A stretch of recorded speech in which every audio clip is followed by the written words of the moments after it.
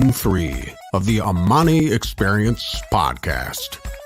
In this podcast, you will experience wisdom, advice, and stories from creatives all over the world. Your host is the award-winning Amani Roberts, who is a DJ, music producer, professor, author, and undercover gamer. On the show, we love to share the stories of creative professionals, especially people who have gone from the corporate life to the creative life. Once again, welcome to the Amani Experience podcast. I would like to welcome Julie Broad to the Amani Experience podcast. Hello, and thank you for wearing the book launcher. Yes, buddy.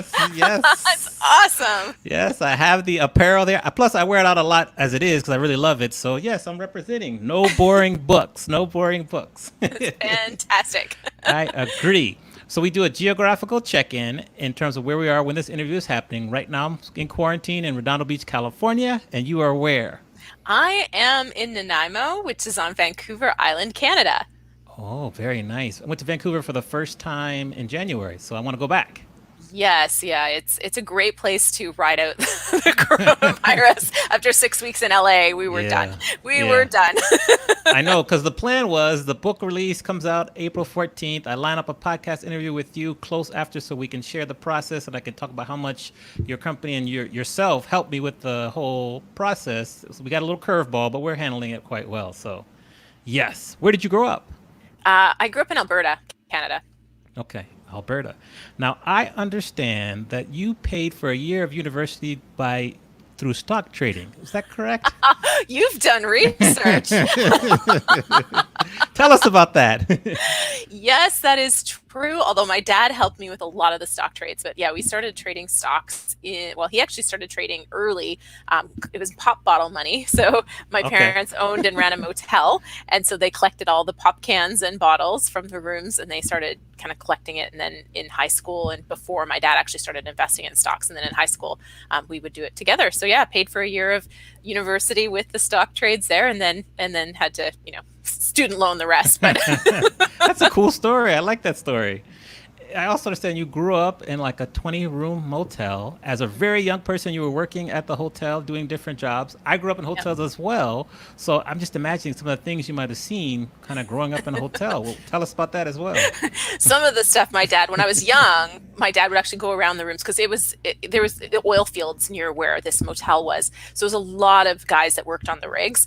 And so they'd be there for months at a time. So they would hang, posters on the wall and all that kind of stuff. So my dad, when I was younger, would go around and censor it. As I got older, he was like, go clean the rooms. But my favorite kind of story to tell people is people would come and check in and I loved running the desk and kind of managing the office stuff, setting up the lists for the cleaning team and all of those things. And so I would check in people and I was barely old enough to see over the counter and people would come in and say, can I get a room? And I would say, yes, how many people? And I start asking them all the questions that you need to know. And they go, is your mom or dad here? And I'm like, there's an adult present. However, I'm the one that will help you today. Love it. So like when you go to hotels now, you know what's going on, you don't know the ins and outs, correct? The hotels are different than a 20-room motel, but yeah. It is. If you were going to summarize yourself where you are right now in 30 seconds or less, how would you do that? Physically where I am or mentally? Both. Tell us both. I am incredibly grateful and challenged. I mean, I think a lot of people can say that in this environment. There's a tremendous amount of things to be grateful for, but everything we're going through is incredibly challenging from business and personal perspective. So, all right. And I want to ask you first, as a young child, how were you able to develop such a passion for and a love for writing? It was just something I did from a young age.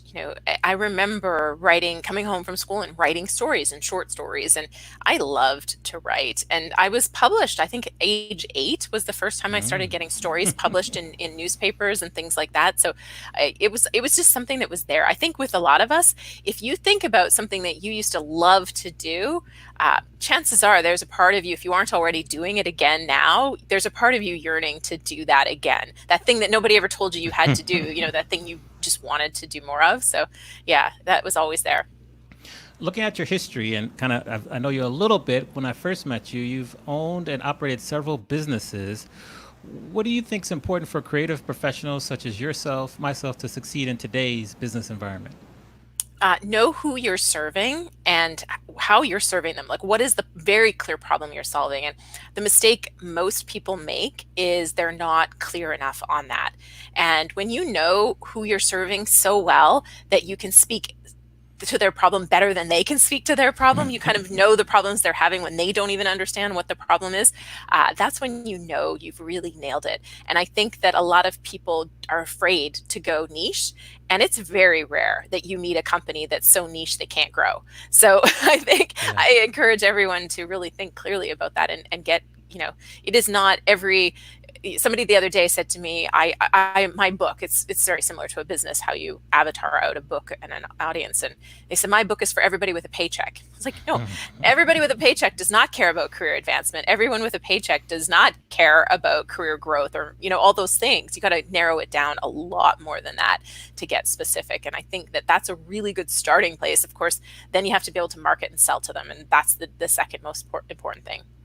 Why do you feel people are afraid to niche down? I think they're afraid it limits. It's too limiting.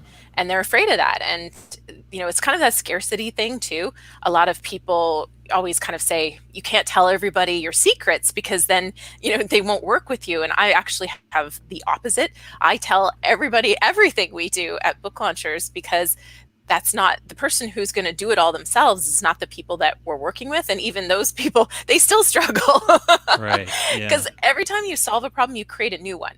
And that's just reality. So there's always more ways to serve and more ways to help people. And I think that that's the fear of, if I do this or I don't, if I say I'm only going to work with this kind of a person, there won't be enough. But in fact, everybody who is that kind of a person will step up and go, you're for me. You are exactly what I'm looking for. Right. Speaking of know who you're serving, who are you serving? Yeah. So it's really, again, when you start a business, you need to refine it. And so we're getting more and more refined, but it's really about that subject matter expert, somebody with deep expertise and a passion to serve people and grow and build a business around that. And that can be a professional who is, a dentist with a different kind of spin on things, all the way to somebody running a business. But the big thing is that we want people who are trying to use the book as a tool. We're going to try to help you sell books, but at the end of the day, we want you to leverage that book to get media, to get speaking engagements, to get clients. And that's what gets us really excited is what a book does for you. I'm going to read a quote you said in the past and kind of continue on this line of thought. You said, it's really as simple as deciding and then doing. What does that mean when it comes to writing a book? I mean, really, I think that's life. Isn't that life? You got to decide and then do. There's people that I know that they ask everybody they know to try to make a decision. And all that time and energy could have actually been put towards action. And the more action you take, the more you learn. And I'm not saying, just jump into everything. You definitely should think about things and what's going to move you forward, but don't waste a lot of time. I think find a decision, get comfortable on it, and then take action, because you're not going to learn until you're taking action. You can do all the research, all the surveys, all the asking in the world, but until you actually try something, you take a step forward, then you realize, oh, that didn't work, and now you can adjust, or hey, that worked really well. Maybe if I try this, and you can move forward. But I think the decision is obviously essential, but then acting is critical because that's where you're going to learn and grow. Yes, definitely. So full disclosure, I still work with Julie's team at Book Launchers, just writing my first book and just kind of doing the process now that we're marketing it. So you hear us talk about that frequently in the interview, and I just had a really great experience. And there'll be other questions I ask, but I always have to disclose that as well. And I'm proud to disclose that. As you know, I've shared my experience with many people and sent them to you as well. And normally I would hold up your book, but I'm not in my office. so hold up your book. Let's show them. Right here. Yes. So DJs Mean Business. I talk about it all the time. Check it out. All platforms where you buy your books, Amazon, Barnes & Nobles, etc. I'm just really proud of how it came out. It was a lot of work. And I do want to say, this is actually a good segue. I have to look up her name, but the editor, and you've spoken about this before, like editing the book is probably one of the most humbling experiences that I had in the process. My editor was really good. She, didn't pull any punches, but she told me some really good advice about taking out song names so it doesn't date the book, but also writing with the five senses. So I just wanted to ask you about that. I have to look up her name and give her some feedback now because it was really good. It hurt my feelings. It took me a couple extra months to do the edits, but it was really, really good feedback. So explain kind of the process and the thought behind that and your team and all of that.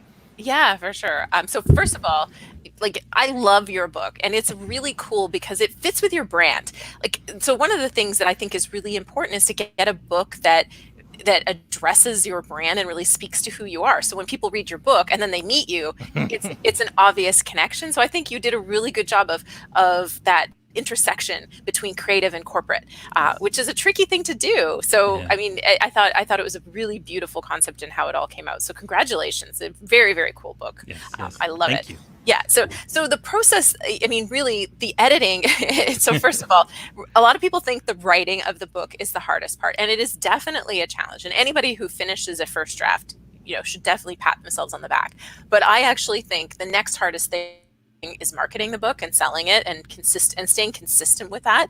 And then the hardest part after that is the editing. And a lot of people aren't ready for the mental, emotional journey of editing because it often throws you back into that state where somebody's judging you, and nobody likes to feel judged. And as much as our editors and even our team, we try to read the editor's comments and tone them down sometimes, because for an editor it's really like, get it done, right? They're not actually thinking of the human's feelings on the other side of this. They're thinking of the book and the mechanical elements that make a book better.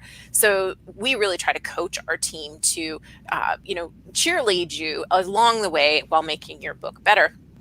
And our team tries to read a lot of the edits to catch if sometimes it could be coming through a little harder than we may want it to, because it is difficult, especially the content edit, which the content edit is really, we do three kinds of editing. We do the content edit, the copy edit, and then the proofread, which are all very different.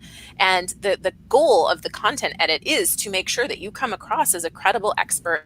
You've done your research, you've thought things through, it has flow, that you've added stories where you need them, but you haven't added more than you need. So it's tough, and it is really a roller coaster of emotion. And so I love the idea, though. I haven't heard this. So this is always interesting for me because I'm not involved in the very minute day-to-day details. So the five senses, so writing with your five senses, I want to hear more about this. Yeah. So what she said, especially when I would describe like something that was going on in a nightclub, or if I played a song, how did it feel?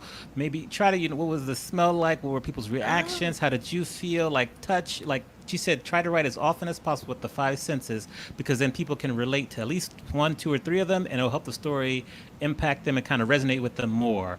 And she gave me that advice consistently throughout the entire book, because I share many stories about working at Marriott, DJing. She said, if you can write with the five senses as often as possible, it'll help the book resonate with more people. Wonderful. Yeah, that's great advice.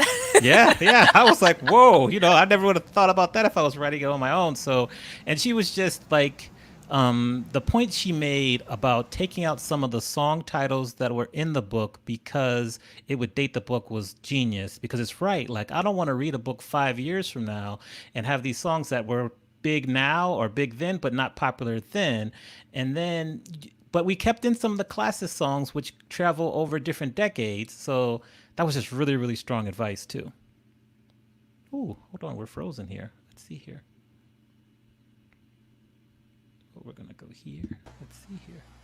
Is that good? Yeah, hold on. I'm back. I don't know. Back. It just Yeah. cut out. I'm so sorry. This is what we were talking about before we went Yeah. live, about needing to be plugged into the router. Wi-Fi. Yeah. So did you hear when I was talking about what did I say? I was talking about how the songs out as well.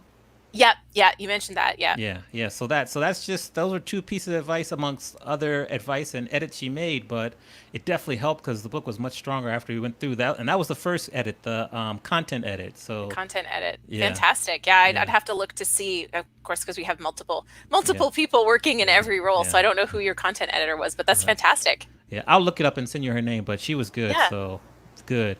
When do you feel was the turning point of your career and you realized that this is what you want to do and you were all in? I've had several of those. That's why I'm asking. So the first thing really was when I had a job and I took the leap from working for somebody else to working for myself. And it was 2008. And it was a more of a moment, but it was a lot of things that came to that moment. So I was a VP of sales and marketing for a company, and I had spent 3 months prepping everything for the board of directors meeting. And I met with my boss, the president of the company, and I'd gone through the presentation, and his follow-up to me was to slide this single piece of paper across to me and say, these are your 3 objectives, and underneath are the 5 ways you're going to achieve those objectives. And none of it was in the report that I had put together. And it was kind of in that moment where I'm going, so I'm being given objectives and being told exactly how I'm going to achieve them. And I'm 100% responsible for the outcome, although I have no responsibility for how I'm going to achieve that outcome. And I just felt like I'd been shoved in a corner. And it was in that moment mentally where I quit. And I walked out of that office that day and I called my husband and I said, I'm quitting. And we didn't know what I was going to do. Yeah. But he also knew that I wasn't quitting and going to go look for another job. I just knew I was quitting and going to launch out and go all in really on myself and create a business. So I'd had a newsletter at the time, and we also had a real estate investment business. And I just knew between the newsletter that had gained traction fairly organically and the real estate investment business that we had, I was going to build something around that. And before I quit, I did spend time figuring out what the business would be. And then I quit and just went all in on that. So that was really one of the biggest moments. And the second was when we decided to move to Los Angeles and I started Book Launchers. And that one wasn't so much the same kind of like, I've had it and I can't stand you moment. It was more, I was really tired of real estate. My husband had gotten into acting, and he wasn't interested in being a part of the real estate training and education company that I'd built. And he played a fundamental role in that company as a former mortgage broker. He did all the number stuff for my clients. So it was really important to have that piece. And I didn't want to run it without him. So I had to figure out something new. And for years, the book thing had been kind of lurking. And finally I just said, you know what, this is my chance. Like, this is the time to reinvent myself. So I wasn't real estate Julie anymore. I could be the book broad and really build Book Launchers. So it was more of a seizing the moment of there was nothing else that I had to do. What could I do? And it was this. The first turning point, was that when you actually had to move home at age 31 and live with your parents for a little while, or was that shortly after that? Yes. So we launched the business, I quit my job in 2008, in September of 2008. Really good time to start a real estate training and education company, right? Terrible timing. And have a real estate business that you're falling back on. It was terrible timing. So with that, it was January or February after that my husband and I kind of had this conversation, and I said, we can either saw this with a butter knife and just keep sawing at our existence, or we can just chop it off with an axe and get it over with. And so that was what we decided. We chopped it off with an axe, went straight home to my mom and dad, turned our home into a furnished rental, and really spent the next year and a half funneling whatever cash we were making back into the business so we could grow it quickly. And it was humbling to do that as a newlywed, having to go home. We got married in 2008. So all this, get married, upheave the whole life. Good story, though. Special shout out to Stephen Hart, who's watching. So thanks. If you have a question or comment, put it in the comments as well. What does Mark Ford mean to you? Wow, you really do your research. I am so impressed. Thank you. So there's 2 things with this. So first of all, his pen name is Michael Masterson, and he really was my first mentor. And huge props to him. My first business exists because of him, in a large respect because of what I learned through his company, Early to Rise. And then they really, because I kind of became their star student, I ended up doing a joint venture product with them, a real estate product, and I got thousands of people on my newsletter list through writing for them and partnering with them. A lot of my first clients came through them. People I still know to this day are as a result of that relationship. So, that's part of what he means to me. But also, the thing with his pen name, and I talk about this at Book Launchers, I forever eternally grateful for him, all of his teachings. But there was something weird about when I got to know him as a person, and he was called Mark. I got to this weird thing, like, do I call him Michael or do I call him Mark? And if he wants to go by Michael to everybody who doesn't know him, why? Yes. So it was and so always there was this little bit of like, is there something about him I don't know? Is he hiding something? And I, to this day, don't know, but it always was there. And so when people ask me, should I write with a pen name? I often share this story. I'm sorry, Mark, if you ever hear me talk about this, but it was there. It was this weird thing. And so as a nonfiction author, you're typically doing it to grow a brand and build a business. Do you want them to not trust you? And we actually have one client right now with a book coming out that is a pen name, but 100% we understand why, and it makes sense. And he's drawn a very clear line, and he's ready to brand it differently. And I think anybody who found out what his real name was would understand why he's drawn the distinction between the two. But typically, you got to wonder, will people trust you if they find out that's not your real name? True. My kind of companion question for this is, why do you love what you do? Oh my goodness. So there's too many reasons. I mean, first of all, I have a spectacular team, Yes, you team do. that comes to work and cares about our clients to the point where they've been up at night worrying about them sometimes. And where I'm like, come on, like, we can deal with this during the day, sleep. But they care so much about our clients. And that is such a wonderful thing. And I'm grateful for that. I love our clients too. And the books. I love books. I love writing. I love books. I love creativity. I love that I've created a business around creative people and creativity and getting to learn something new every day. I mean, this is an industry where every day I learned about, like, this last week, we learned about lock picking. We've learned about, creation versus evolution. We're talking, like, all kinds of subjects that you don't necessarily think about or spend a lot of time on. We get to talk about it and learn about it, which is really fun. Yeah. Special shout out to Tim, who was my writing coach. He was phenomenal. Love Tim. And then Jacqueline and Sarah, because those are the three I work with the most on your team who do a phenomenal job. So shout out to them. You spoke about how much you love books. Why is a book better than a degree? I'm so impressed. Like, I have done so many podcasts and people do not know this stuff. That is awesome. So I have an MBA, and having done the MBA, really, depending on your goal for doing the MBA or doing the degree, obviously, if you're going in to be a doctor or a lawyer or a tradesperson, do your schooling. Yeah. If you're going after a certain kind of a job, let's say a consulting gig, or you want to work for a specific company in a specific role, rather than spending 2 years doing $100,000 worth of education and taking yourself out of the career force for those 2 years too, which has an opportunity cost, why not write a book and stand out as the person? Because when you graduate with an MBA, you're competing with every other MBA. But if you write the book on why, I don't know, I'm trying to think of a specific company. I don't know why Synergy Kombucha needs a certain marketing strategy, or why marketing for a certain industry needs to be approached in this unique way.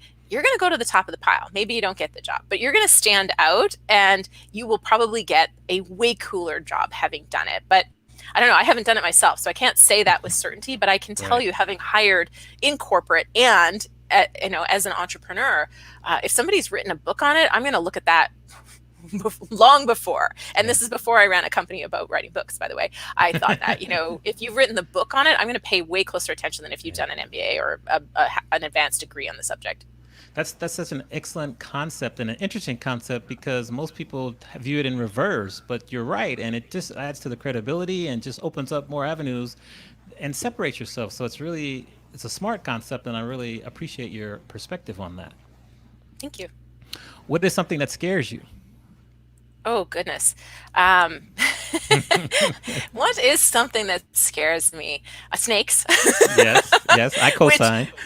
Which unfortunately my son has really gotten into snakes lately, and I'm like, Mommy really doesn't like snakes, sweetie, but I want to see one. No.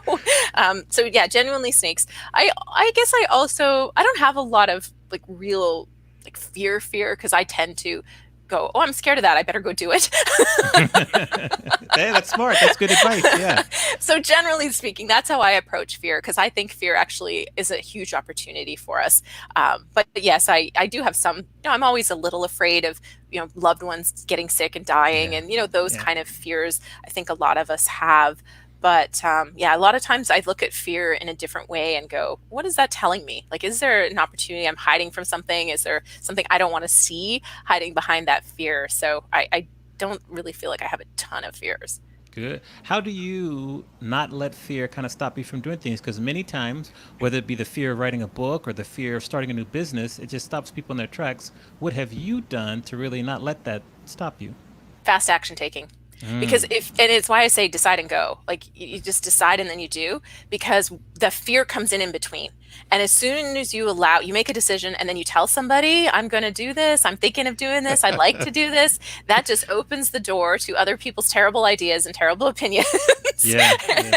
And I just think the faster you take action, the less time there is for fear. And I'll give you a perfect example where I learned this way back when I was quite young. I think I was 18, and I had decided to go traveling by myself, backpacking by myself. And I had decided, booked the tickets, did everything you could do so that nobody could tell me I couldn't do this. This was a bad idea. And I was literally sitting on the plane going, oh, I'm really scared. What have I done? But it was too late. It was too late. Yes. Too late. So yeah, great story.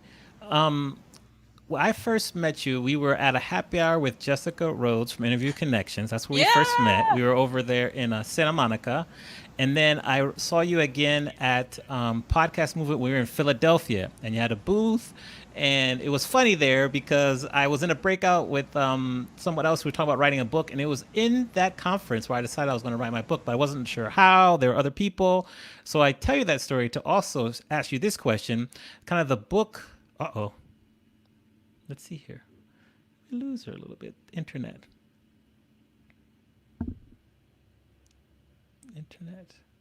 Let's see here. We'll just be patient and wait. I could see you. I can hear you. Okay, now I can hear you. Good, so good. I heard the whole thing. I was here. Did? I don't know why I was not there, but I was here. So so you met me. I had a booth. That's the last I heard. Okay, so you had a booth. And it's funny. This is a funny story. We won't go into all the details to protect the guilty. But your space, kind of the book assist, like, I don't know how to call it, but like the book companies that help you write books, nonfiction books, it's a very crowded space. How do you rise above all the noise and distinguish yourself from the competition? Yeah. So, I mean, two things. One is most of those companies are not getting your book into readers' hands. They're really selling you to get the book done fast. Yes. And it's not about quality, and it's not about really figuring out how you're going to get the book out there. They go for the low-hanging fruit, the easy win, which is getting the book done and then getting you that Amazon bestseller tag where you've sold 12 books at best, and often not to the actual ideal readers. So we really are all about creating books that are as good or better than a traditionally published book that you're going to be proud of forever. Like, there's never going to be a day where you're going to look back on that book and regret it. You're always going to be happy you invested that time and energy, and those tough emotions you felt during editing. That's made a book that you're going to be proud of forever. And those other companies, I know a lot of people who are embarrassed of their books that they've written. The other piece is marketing and putting it all under one roof. So we're focused on creating a book that makes you unique, that you can use this in your marketing, and then helping you find readers and opportunities to get in front of that audience. And because we're doing that, when we're writing the book, we are really working hard to make sure you're creating a great book that's unique, so that these places and opportunities we find for you, they're going, wow, Book Launchers always sends us great books, and it's helping our clients, and it's helping our books as well. Yeah, couldn't agree more. That's definitely obvious. That's an interesting perspective too, because it was pretty obvious when you compare them, like the low-hanging fruit compared to like the process we go through, which is not easy. But now that I've been through it, it was definitely worth it. So I agree with you. How has a failure or an apparent failure set you up for later success? Do you have a favorite failure of yours? Yeah, I mean, I actually really like failure, and it's one of the things with my team. I always am trying, and even my son, I'm trying to wow, that was great, you tried that, thank you for taking initiative, thank you for doing that, and not focusing on the end result, because you learn every failure, is the next best chapter in your book, probably. Or maybe even the entire book itself comes from a failure. But Right. one of my favorite failures is our real estate stuff, because that's really where everything pivoted for us. And we owned a property that became a crack house. We ended up getting charged with fire code violations, had to plead guilty in court. We had a property manager punch punch a tenant, not our tenant, but a tenant, and that tenant fell to the ground, hit his head, and later died in the hospital. And he got charged with manslaughter. And so all of this was all through this one horrible property, but that one, which really was a failure, one of the only properties we actually ever lost money on, it really taught us tons, like decades worth of real estate lessons came from that one single property. So really, it was probably a really great success in the long run when you think of it that way. Yeah, definitely. Interesting story. You've gotten many awards. Two of my favorites are a Top 20 Under 40 award that you got, as well as your Amazon, like you're a best-selling author. You actually beat out Dan Brown and the Game of Thrones books, so it's very impressive. I love that story when you share that. But then you also will acquire more critics, or haters as we call them. How do you handle your critics? Yeah, it's challenging. I mean, it's still hard for me. I have a couple YouTube people who are subscribers who like ridicule me on a regular basis. I really don't understand why you subscribe to somebody when you hate their voice. But anyway, Right. that's fine. Everybody can have their opinion. No, really. So there's two things I like to think about. First of all, I want everybody to know I'm still human and it affects me. So if you are commenting on stuff, be kind, be gentle. Right. Yes. But, first thing is, if you don't have anybody giving you a 1-star review or a negative review, you don't have enough people paying attention to you, because and so that's the first thing, is your first one, celebrate it, because that means enough people are watching you that somebody is angry or annoyed or is going, wants to slap you down, whatever they say, cut the head off that dandelion, whatever. There's so many expressions for it, right? Right. So that's the first thing, is celebrate that. The other thing is to always realize that the people who are actually criticizing you are never the ones who are actually making things happen, because the ones that are making things happen, they're too darn busy to say ridiculous things to you. So when you remember that the people who are criticizing you, they're criticizing you usually because that's what they're thinking of themselves. It's not usually you. You've triggered something in themselves. You almost feel bad for them, which isn't necessarily what I'm trying to advocate for, but it's less about you, and you realize that it's actually has everything to do with them and their own lives, and it's much easier to feel less bad about yourself for what they've said. So those are kind of my two approaches, and it helps a lot. And I really recommend, whenever you read somebody who's saying something really mean about you, really just think about them and what they must be going through for them to say mean things like that to you. Yeah, excellent advice. Very wise. Very wise. You're preaching to the choir on a Monday, as I like to say. I love it. I love it. Tell us about the darkest time in your life, how you got through that, and what did you learn from that experience? Oh, I mean, I think it was probably when we were living with my parents after, I'd quit my 6-figure job, and, we were newlyweds, wondering how we were even going to buy groceries. So that was pretty dark. And I think really we were doing a P90X at the time. Oh. Everybody knows P90X. Yeah. And they had this saying, which is really funny now, because anyways, but you keep pressing play, right? That, you put the DVD in the box and you keep pressing play. And we actually used that mantra in our day to day, because we knew we had the routine and the actions, and we just had to keep repeating them. And so that was whenever my husband or I were feeling really down, we would say, just keep pressing play, just keep pressing play. And, I think it is like the P90X, to get results, you just got to keep doing it.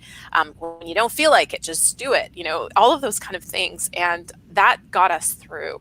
Until to this day, whenever we're kind of having dark moments, we go, just keep pressing play. And it kind of just calms you a little bit and goes, okay, yeah, just got to do this. Just today, we do this one more time. Yeah, agreed. If we continue with the keep pressing play kind of theme, why do you feel that so many people want to write a book, but so few people actually write a book? Well, there's a lot of reasons for it. I think some people's book Um, so a lot of people get told they should write a book, and I think it's some people's way of telling them, hey, stop telling me the same story and come write a book. I don't want to hear your story anymore. That's funny. No, I think there is some truth to that. But really, I think a lot of it comes back to fear and also not having clarity. I think those are kind of the two reasons. And the clarity can happen because you don't actually know what to do or how to write a book. But the clarity often is that you've got a powerful story, you've got a lot of expertise or something of value to share, but you haven't figured out how to share it or what actually is the golden thread. Like, what is it that you're going to share that is actually going to be of use or of value to somebody else? And that's hard. It's not an easy piece. And even with our team, like you mentioned, Tim, who you worked with, that's what his job is at the company. Is he works with people when they come into book launchers, and he tries to figure out what makes you unique, what makes you cool, and what are we going to build this book around so that the reader's getting something out of it. And especially with people who have an incredible story, they lose sight of the fact that the story might be about them, but it's not for them. And it's really for a very specific reader, and there needs to be an outcome. It can't just be, oh, you're going to be inspired. There has to be something of value that a reader is going to take away from that book. And so I think people inherently know that, even though they're not going to verbalize it in that way, and they get lost in the whole process and they don't know what to do with it. So I think, getting clear on that first step will make it. And the other piece of this is, and you know this too, because I think you tried to wrap your head around the entire process before you started. And I kept saying, Amani, a lot of things are going to change. This is going to be different. And I can tell you what typically happens, but that might not be what happens. And, just start. Yes. And I did. And look at me now. Exactly. But I think a lot of people are like you, and they want to have the whole thing laid out for them really, really clearly before they start. And that can be problematic, especially with projects as big as a book, because it can take a few different directions, and it's not as easy to, that's where I kind of say decide and go, because, you find that next step and then the next step, and then the other pieces become more apparent. So I think a lot of people kind of get overwhelmed. Yeah, I want you to maybe repeat what you said. You said, because the book is not about you. It's really for you. What was it? You said it was so genius, and I just lost. Now you want me to make sure I can say that. No. The book might be about you, but it's not for you. It's for the reader. Yes. Yeah, and it's a lot of people lose sight of that, and I get it. It's not. If that happens to you, it's not your fault, because people are telling you have an incredible story, you need to write a book, or you have such great expertise, you need to write a book, and they're saying you, and then you think this book needs to be all about you, but it really, your story should be in it, but it really is for that reader, and you need to tell your story in a way that it connects and engages with the reader. Agreed. Nice. Thank you for explaining that again. That's excellent. Who was the most influential person for you growing up? Ooh. I'll give a shout out to my late Grandma Broad. Okay. All right. Tell us why. Yeah, so she had a really great perspective on life. And the best way I can illustrate this is whenever I would tell her, have a great day, Grandma, she would always look at me really sternly and she'd go, well, it's my own fault if I don't. And that perspective, I didn't appreciate it as a kid. I was kind of like, what was she talking about? But, as I got older, I realized, she was teaching me from a really young age that bad things happen, and it's how you react to them really is what creates your day. It is nothing to do with, bad things always happen to me. My life sucks. That's a choice. And Grandma was teaching me that, and some other lessons. We call them Grandma Broad's words of wisdom. We all got them from a really young age, and that was a big influence on me. Yeah. Really, I even looking at all the stuff that's happened with coronavirus, I was like, well, we can choose to make the most of this, or we can choose to be unhappy. And I have definitely had a few days where I've chosen to be unhappy, but as we all have, yeah. But most of the time I'm like, well, you know what? There's actually lots of cool things that we can say that have happened as a result of this. And there's lots of good that's come of this. And that's my choice to see it that way. We have a choice. Well said. What do you find easy to do that your friends find hard to do?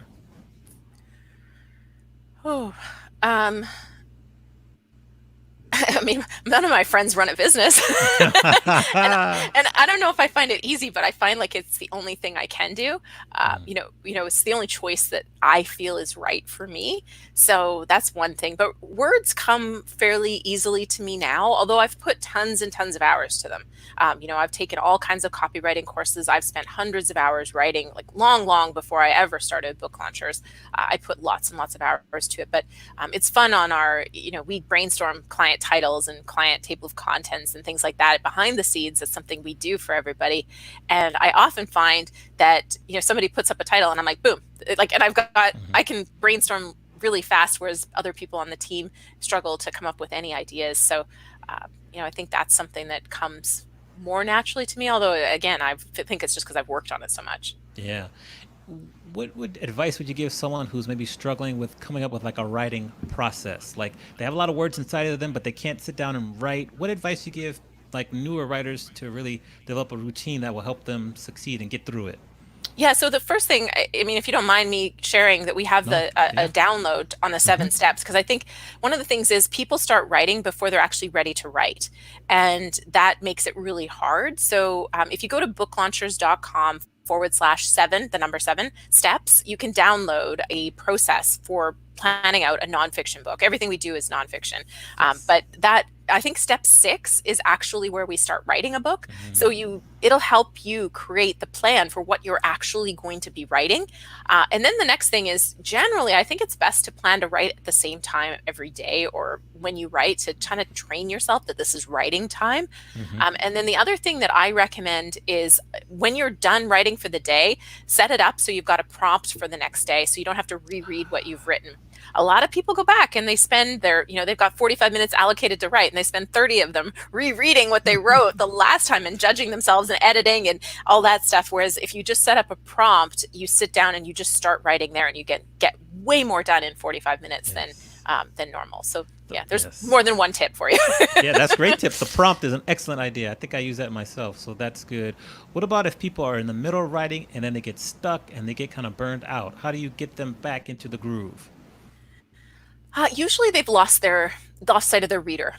They've lost sight of why they're writing this book and what is in it for their reader. That's usually when they get stuck. Because if you're thinking about somebody else the whole time you're writing and you're going, this is really going to help this person overcome this problem or get to this result, then you usually don't lose too much steam. The other thing is, if you're going back and editing your book instead of just writing it, getting that first draft out, that can also really burn you out. So the more you're using the prompts and the more you're kind of really sticking to it. But most of the time, kind of reconnecting to that original hook of your book and reconnecting to who your reader is and why this is going to help them, why this will make a difference. That will usually get you all sparked back up to getting it going. Yeah, I love it. What would you like to be better at? That's a long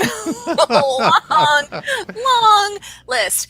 First thing is, I want to, many years ago, I started getting my Spanish, getting my Spanish intact. So I would love to be fluent. I am very, very poor now because I haven't practiced in a long time. So that would be number 1. But yeah, I mean, the list really genuinely is quite long. I think I can always get better at everything. Yeah. Okay. That's good though. Spanish, I like that one. That's a good one. But we'll have to follow up with you on that one in like a year or so. It'll probably be the same. When you turned 21, were you at University of Calgary? Is that where you were? Man, you were a rock star. Goodness gracious. I think I was graduating. I was I was young. I advanced grades in school. So I was a young, graduate. Okay. Yes, I was young heading into college and university. But yes, I believe when I was 21, that was the year I graduated. Okay. We're going to University of Calgary. Yes. Research. Yes, wow. Yes. We're going to talk to 21-year-old Julie. Give her advice based on what you know now. What advice would you give your younger self? Oh, write a book. Don't do an MBA. I love it. Great. That's great. That's great. Enough said. What is the one lesson in life that took you the longest to learn? And I still learn it. I know it, but I don't think I've fully learned it. But that is to, do what is right and true for me and not worry about what other people think. It is very hard to take other people out of those equations and just do what I know and my gut is what I need to do or what I should do. But so not worrying about what other people think. And I wish I could tell you I've learned it, but I still need to remind myself. Yeah, a simple lesson that is very hard to learn. Every great person has a sentence. What is your sentence? For example, my sentence is, I love to help people unlock their creativity by teaching them how to DJ. What is your sentence? Ooh, your sentence is way cooler than mine. We're all different. Mine is simple. The missing piece is always action. Yeah, that's good, though. That applies. I love it. What is one new habit that you've added to your daily routine in the past year or so that has been most beneficial? Oh, this is a good one. This is a tough one. So, I kept my habits because I'm.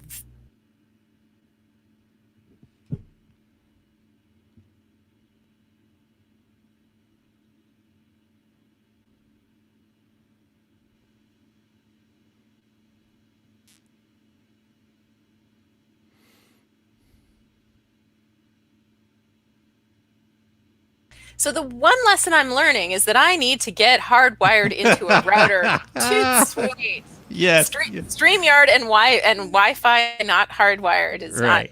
not a happy cup. But we just roll with it and keep going. No worries. So tell us about the habit because you were thinking.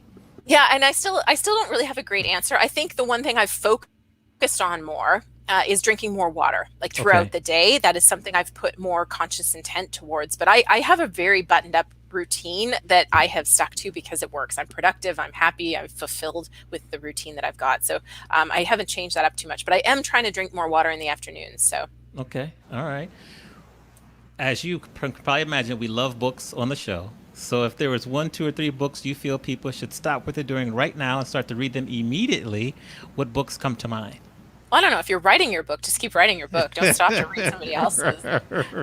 Number 1 is DJ's Mean Business. There you go. Absolutely. Thank you. Absolutely. Stop what you're doing and buy that book and read it and write a review. Please write a review. Reviews are so important for authors. It's the greatest gift you can give an author, just so you know. So if you love what Amani does, write a review. Thank you. Number 2, The War of Art from Stephen Pressfield, I think it's one of the only books I reread. Like, I'm not a person who goes back and rereads books, but that book is genius. It's full of nuggets. Yes, The Resistance. Exactly, and it's easy to read. So that would be probably the next one. And then every other book that I would recommend is really based on, where you're at and what you need to learn at that stage that you're at. But yeah, this is a hard question for me because we've had so many tremendous books come through. Plus, I've read a ton of great books. But my other personal favorite, and I haven't read it in a long time, but it is actually Pitch Anything by Oren Klaff. It's a sales book, but it helped a lot with mindset, which I think is an important piece. So. Yeah, good. What's been the best advice you've ever received?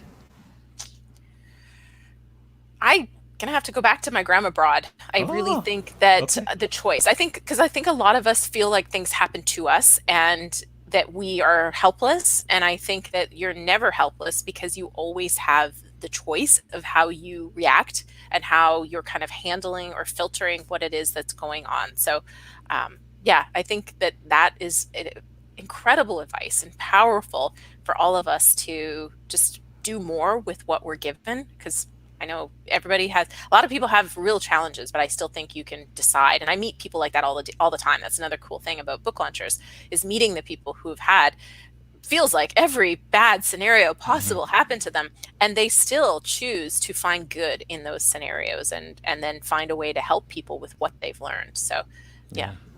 All right. Here we have the baseball question now. So, do you follow any sports at all? Hockey. Okay. What's your favorite hockey team? Calgary Flames. Oh, the Flames. What's the name of their arena? This is perfect.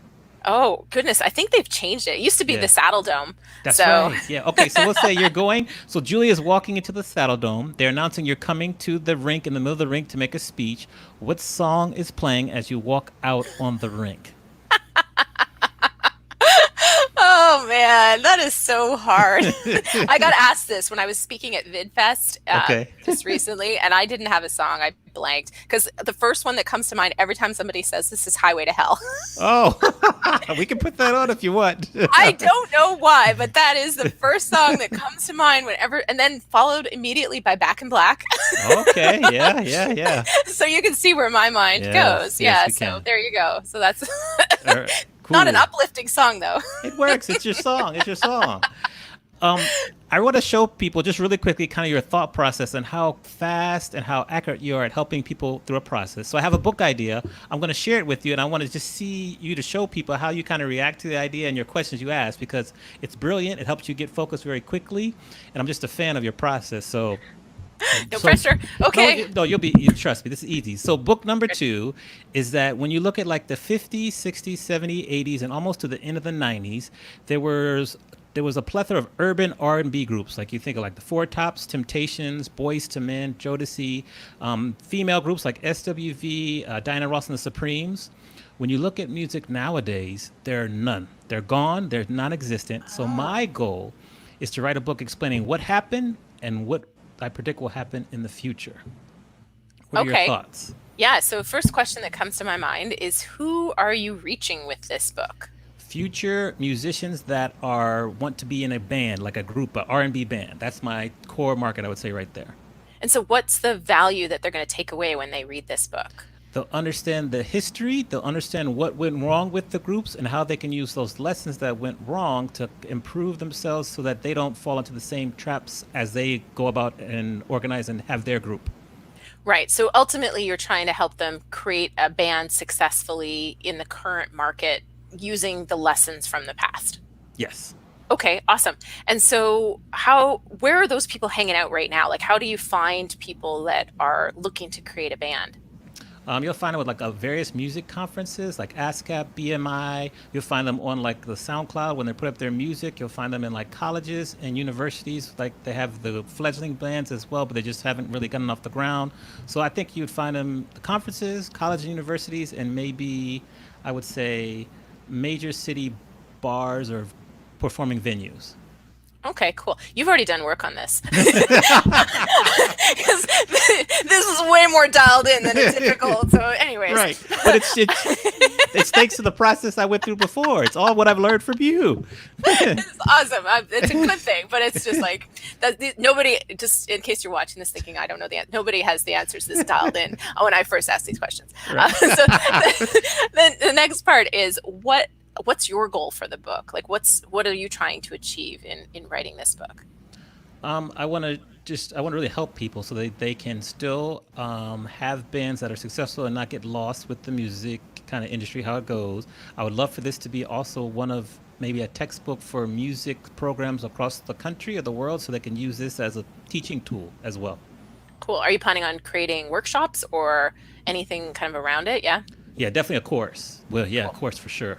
Yeah, maybe even we can create a documentary on it. I know that's kind of coming to book launchers as well, kind of turning it into a film. So that's another thought, honestly.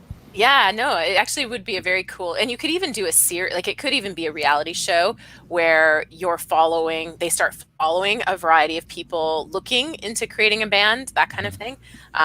Although knowing the way reality works, they'd already have to have the band and then they would fake it and go back and pretend. But Right, anyways, right. Yes. the unreal part of reality TV. They pretend like they're struggling and they're not actually going to form a band, but they've already got the band. And it got like a whole album done.